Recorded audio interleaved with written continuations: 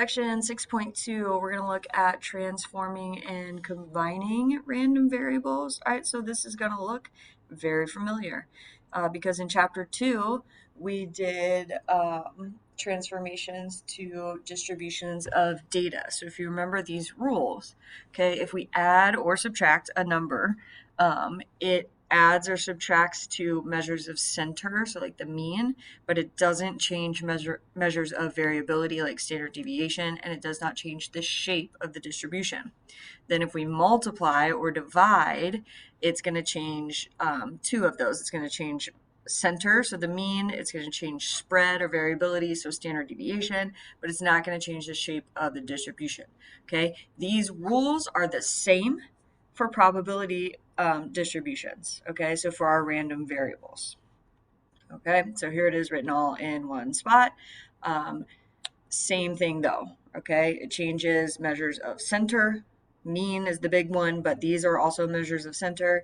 And then it does not change measures of variability. We usually talk about standard deviation, but it also means range and IQR.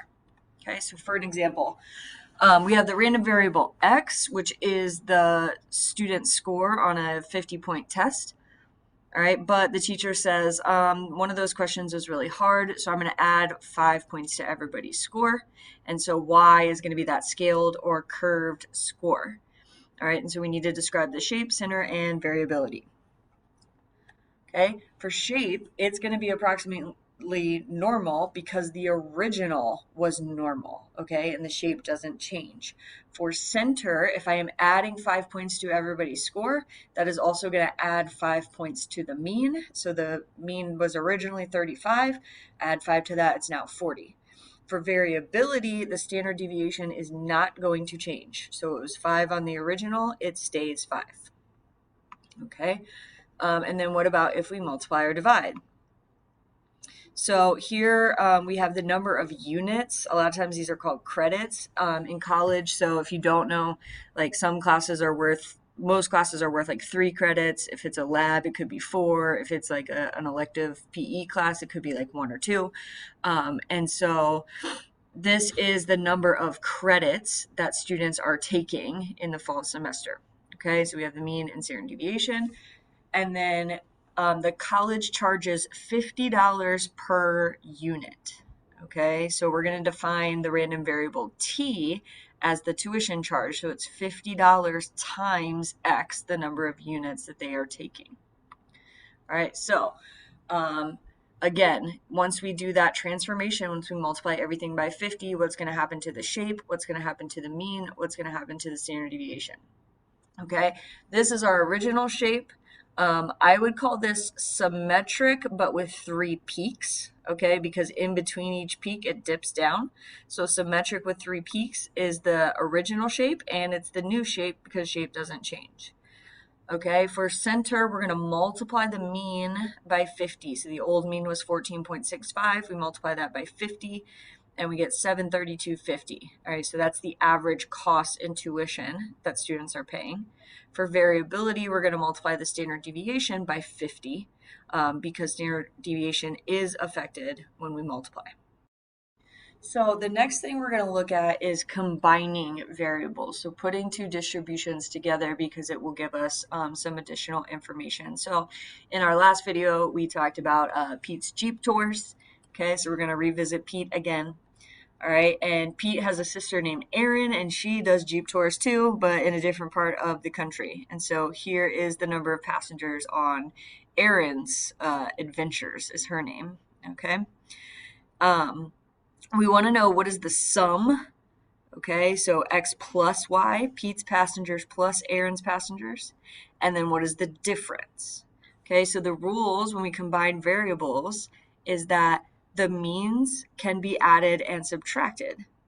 Okay, so if I want to combine the two, the average difference, I can just add the two mean, or the sum, the average sum, I can add the two means. The average difference, I can subtract the two means. Okay, so Pete charges $150 a passenger and Erin charges $175 a passenger. Okay, and so we know that the mean for Pete is $562.50 and the mean for Aaron is 542.50.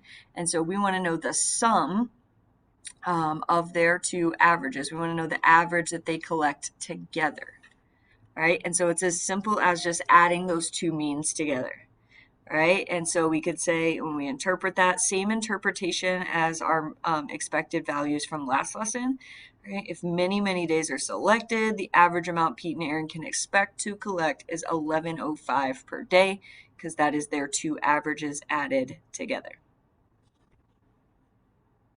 Now we're going to look at the standard deviation and what happens when we add or subtract random variables and we have standard deviation. So we have two pieces of information here. We have the sigma squared x is the variance. So we have the variance of Pete's tours, and then we have the standard deviation of Pete's tours. And we have the same thing for Aaron's, the variance and the standard deviation.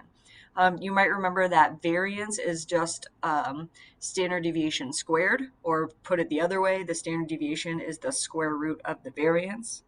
All right, it has to do with the way things are calculated. Both of them are a measure of variability, but let's look at what happens.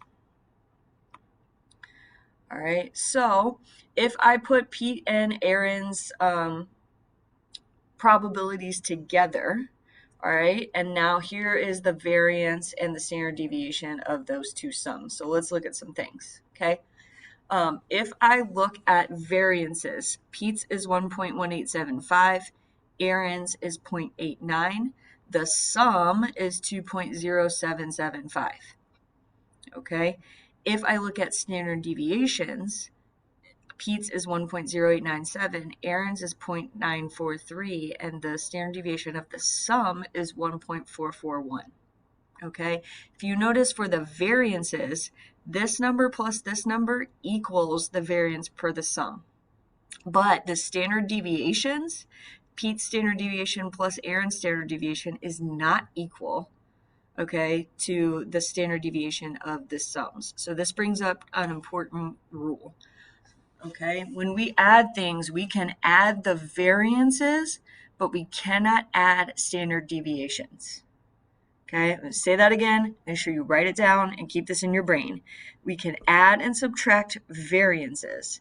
We cannot add and subtract standard deviations. Okay. Now, what happens when we want to find the difference? Okay, so again, same information, same standard deviations and variances. Okay, when we find the difference, when we do all of Pete's passengers minus all of Aaron's passengers, this is what the distribution looks like. Okay, and notice this variance and standard deviation are the same as when we were finding the sum of the two. Okay, so it's a little tricky, but the standard deviation for the difference is still going to be adding the variances together. All right. So let's look at an example. We know that Pete's standard deviation for the amount of money he collects is 163.46, and Aaron's is 165.03. We want, we're going to define the difference, D, as Pete's minus Aaron's. All right, and we're going to calculate and interpret that standard deviation. So the math that we're going to do is first we're going to change both of those standard deviations to variances by squaring them, and then we are going to add them together. Even though the distribution that we're doing is the difference, they're always going to be added together, okay? And then once we add those two numbers together, that is a variance. So to change it back to a standard deviation, we have to take the square root, okay? And then same interpretation as standard deviation earlier. The difference in the amount collected on a randomly selected day typically varies by, and then you give the standard deviation from the mean difference of, and then you give the mean. Okay, so that's that same interpretation that we did before. All right, and then last piece we're going to look at is what happens if we have variables that are normally distributed. Basically, nothing different. Okay, all the same rules. We can add and subtract. We can multiply and divide, and it affects the mean and standard deviation all in the same way. Okay, so we'll look at an example. Pause here so that you can read through this. Okay, and so that distribution D is going to be normally distributed because L and C are both normally distributed. To get the center, we're going to subtract the two means. All right, and then to get the standard deviation, again, we have to turn both of those standard deviations into variances by squaring them, add them together, and then take the square root. All right, second part, a lid has to fit on the cup. L has to be bigger, but not by more than 0.06 inches. All right, so we want that probability. So the probability that we are looking for there is that